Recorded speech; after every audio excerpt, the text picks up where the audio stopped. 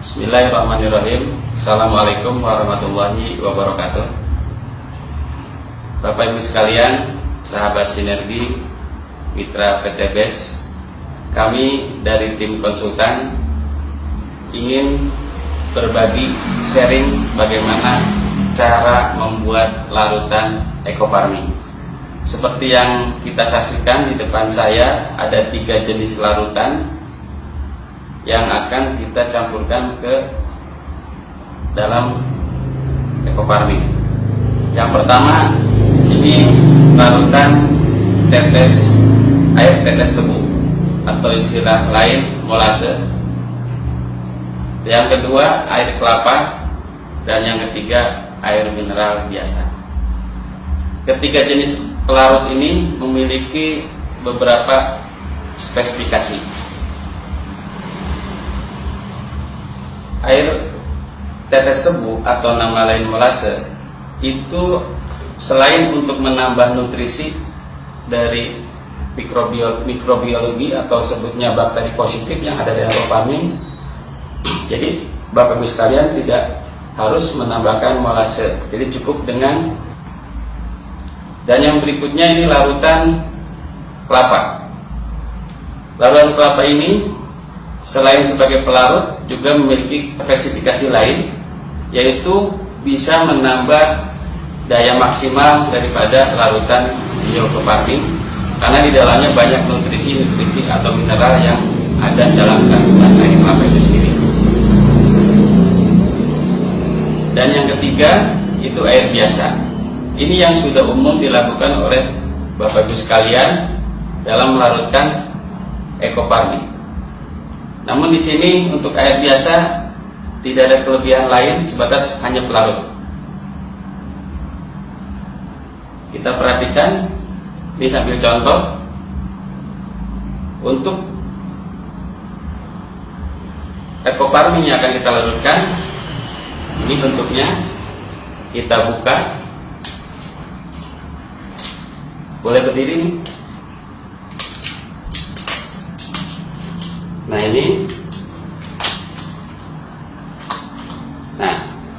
ini adalah ekofarming dalam bentuk padatan atau tub yang di dalamnya itu ada plastik pembungkus.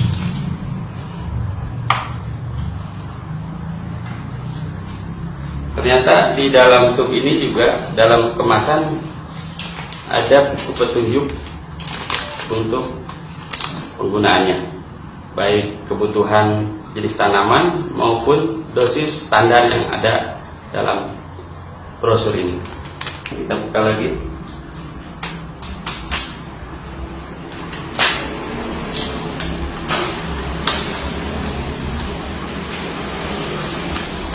Ya, sama juga. Kita perhatikan ada pembungkus plastik dan lembab ya. Tutup lagi. Juga di dalamnya dilengkapi dengan sama seperti tadi brosur itu. Nah, nanti ini dalam proses penghitungan dosis ini sangat bermanfaat.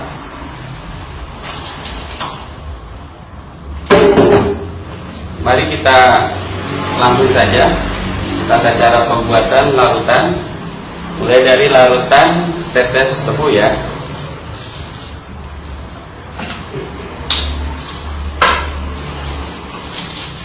Kita buka plastiknya atau bisa diremas dulu di sini supaya lebih mudah dalam pelarutan dan tangan juga tidak kotor. Dan kenapa di dalam plastiknya? Ini satu alasan supaya tangan kita barangkali kalau yang masih belum disterilkan bisa menunjukkan kontaminasi. Ini maaf contohnya tidak pakai alat sarung tangan, tapi sengaja saya supaya lebih steril, jadi dirembukannya di dalam plastiknya saja. Kita masukkan.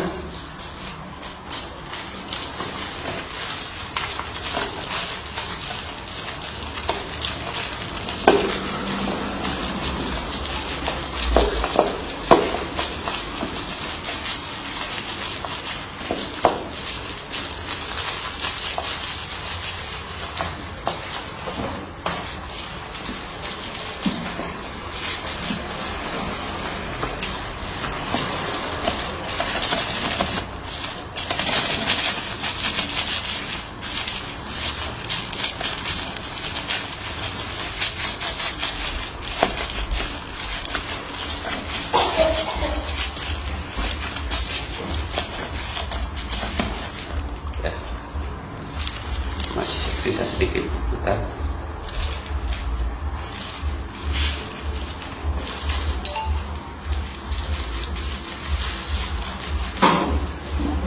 Ya, ini larut ekofarming yang sudah dihancurkan dan dimasukkan ke wadah yang akan kita jadikan biang ekofarming. Selanjutnya kita campurkan molase atau air es tebu ini menjadi pelarut.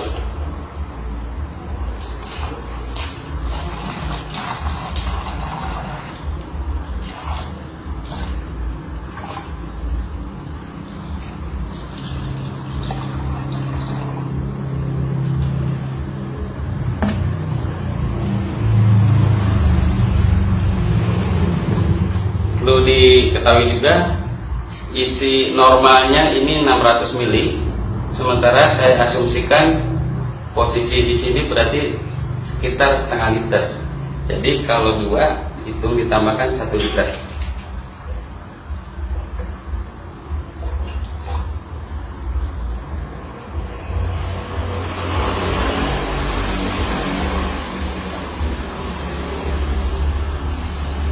Larutan dari air kelapa. Ini masih ya posisinya seperti yang tadi dilakukan, karena tangan saya ini perlu diremas ataupun dihancurkan di dalam plastik supaya tidak terjadi kontaminasi. Nah, ini kelebihan dengan adanya tambahan plastik ini, minimal pada saat penghancuran tidak langsung kena tangan, sehingga tidak kemungkinan kecil untuk terjadi kontaminasi bakteri yang ada dalam tangan kita. Kita masukkan ke sini.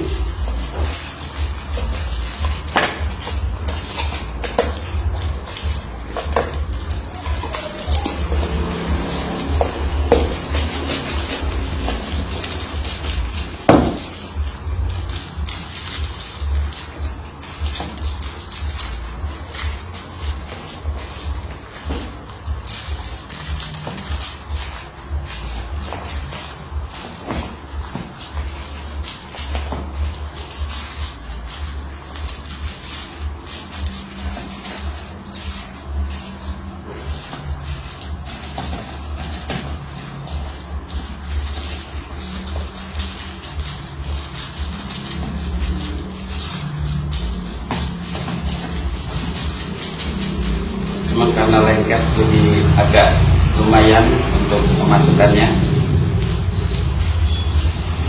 tapi nggak masalah, yang penting bisa masuk semuanya dengan ukuran yang sama.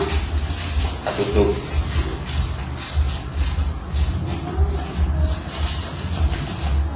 Oke, dan lebih hampir habis.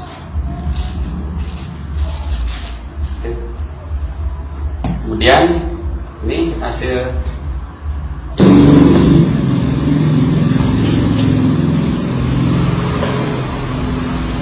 botol kedua.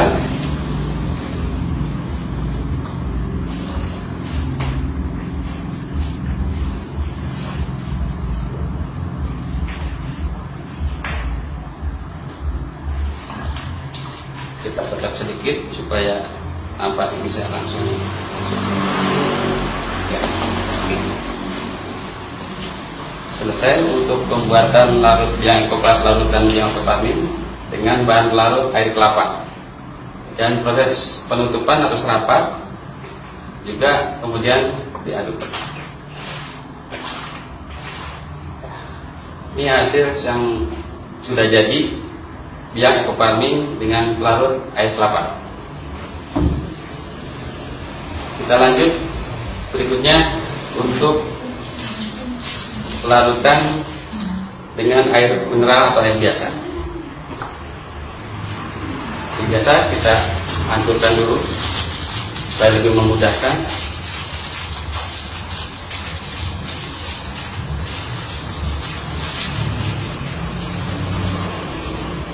Kita buka botol untuk penyimpanannya.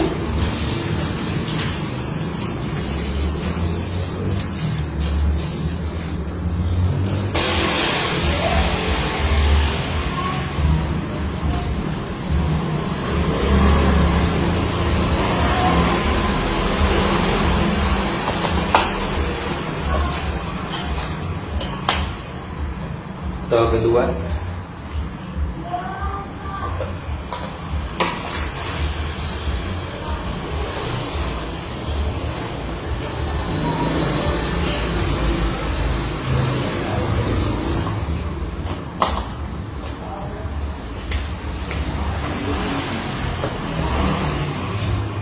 Ditutup rapat supaya memudahkan untuk pengadukan.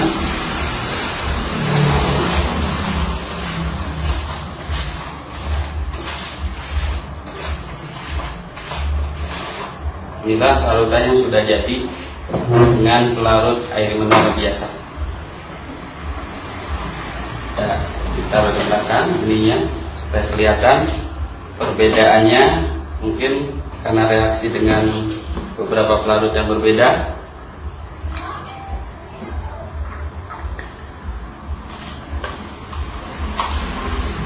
Nah, ini kita susun dulu supaya kelihatan lebih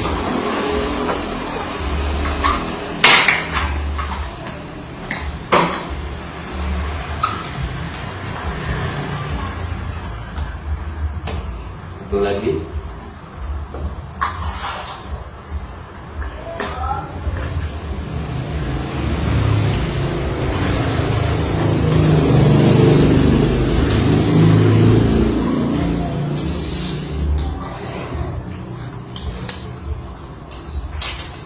Inilah hasil dari pelarutan Coparmin dengan 3 jenis pelarutan,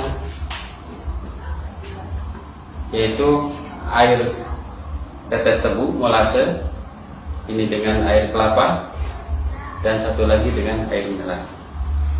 Secara fisik kelihatan hampir mirip ya, anggapnya sama. Tapi yang membedakan nanti hasil dari pelarutan ini tentunya akan memiliki efek yang berbeda-beda. Yang pertama, ini jelas dengan molase kita tidak perlu lagi menambahkan molase untuk dalam waktu penyimpanan yang lebih lama. Yang kedua, ini juga sudah mengandung mineral, bahkan ya air kelapa juga di dalamnya ada glukosa. Jadi ini sudah tidak perlu lagi ditambahkan molase atau nutrisi mikroorganisme. Yang ini yang terakhir, ini mesti ditambahkan molase kalau disimpan lama. Terus untuk nanti pemakaian berikutnya setelah selesai membuat larutan, ini menjadi ukuran bahwa larutan ini nanti akan dibagi dalam bentuk dosis ataupun penghitungan konsentrasi dalam aplikasi penyemprotan. Nanti pada sesi berikutnya kita akan terangkan atau sampaikan materi tentang bagaimana cara menghitung dosis dan konsentrasi penyemprotan. Demikianlah untuk sesi ini kita akhiri, bahwa dengan Ecoparmin insya Allah kita siapkan larutannya, tinggal aplikasi, mudah-mudahan bisa akan lebih bermanfaat untuk petani, khususnya solusi buat petani. Harapan kami dengan menggunakan farming ini dan cara pelarutan yang benar itu memberikan dampak yang lebih positif dan lebih kedepannya petani menjadikan solusi untuk pemupukan berimbang. Demikianlah beberapa yang bisa kami sajikan. Semoga bermanfaat. Salam sinergi, wa berkah, no riba. Assalamualaikum warahmatullahi wabarakatuh.